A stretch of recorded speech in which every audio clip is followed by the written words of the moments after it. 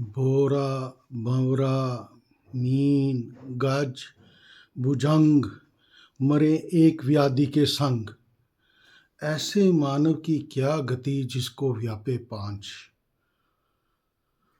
हम इस संसार में जन्म लेते हैं और संसार की माया में उलझ के रह जाते हैं।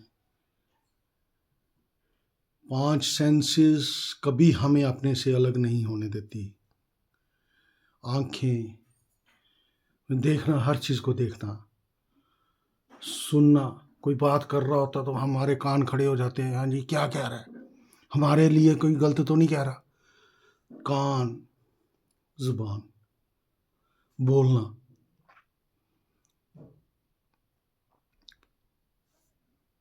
फिर आपका स्पर्श,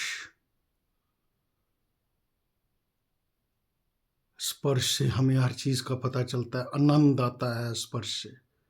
जब हम किसी भी प्यारी चीज का स्पर्श करते हैं तो हम आनंदित हो जाते हैं, वाह विभोर हो जाते हैं। फिर आ जाता है ये खुशबू, है ना। जब हम पार्क में जाते हैं, फूलों की महक होती है तो हम महक में मदहोश हो जाते हैं। ये पांच सेंसेस हमें बांध के रखती हैं, हमें परमात्मा की तरफ जाने ही नहीं देती। लेकिन हमें ऐसा जीवन जीना है मुर्गाबी की तरह। वो जल में भी जाती है, जब बाहर निकलती है तो उसको बिल्कुल भी गिली नहीं हुई होती। ऐसा निर्मल जीवन जीना है, संसार में भी रहना है और संसार के मोह पाश में भी लीन नहीं हो जाना है, उससे भी बच के रहना है।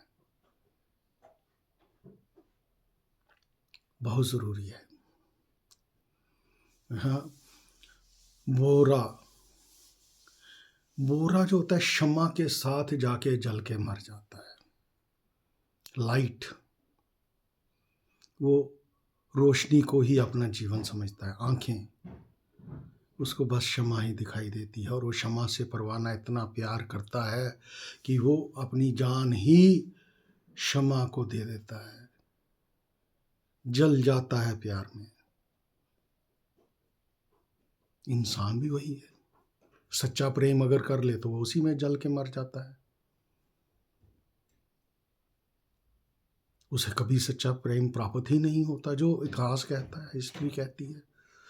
उसका भी भौरे जैसा ही हाल होता है। पतंगा, भंवरा, भंवरा जो है वो खुशबू के वशीभूत होकर कमल के फूल में बैठ जाता है और वो इतना मदहोश हो जाता है उसकी खुशबू में और उसके नेक्टर में, शहद में, कि उसे पता ही नहीं लगता कि कब शाम हो गई। और शाम को कमल का फूल बंद हो जाता है और जब सुबह होती है, फूल खिलता है तो भंवरा मर गया होता है ना। ये खुशबू, जब व्यंजन बनते हैं हमें खुशबू आती है तो हम उस खुशबू के वशीभूत हो जाते हैं। गंध जो है ये भी हमें, उसमें जब लिप्त हो जाएं, खुशबू में लिप्त हो जाएं तो वो भी हमारे विनाश का कारण बनती है। बोरा, भंवरा, गज, हाथी। हाथी को बड़ा शौक होता है हाथन के साथ प्यार करने का।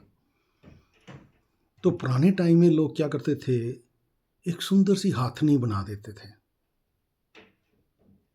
जब हाथनी बना देते थे तो उसके आगे गड्ढा खोद देते थे जंगल में, और जब हाथी खूबसूरत हाथिन को देखता था तो वो उससे प्यार करने के लिए दौड़ा दौड़ा चला आता था। जब वो दौड़ा आता था तो गड्ढे में गिर जाता था। जब गड्ढे में गिर गया तो फिर महावत लोग उसे पकड़कर फिर उससे सारी उम्र काम करवाते थे, जंगल से लकड़ी उठवाना, फिर प्लेस ऑफ रिक्वायरमेंट तक पहुंचाना। हाथी बेचारा गुलाम हो गया। मीन, मछली, पानी के अंदर खुश रहती है, चलती है, मदहोश रहती है, उसी में अपना जीवन तलाशती है।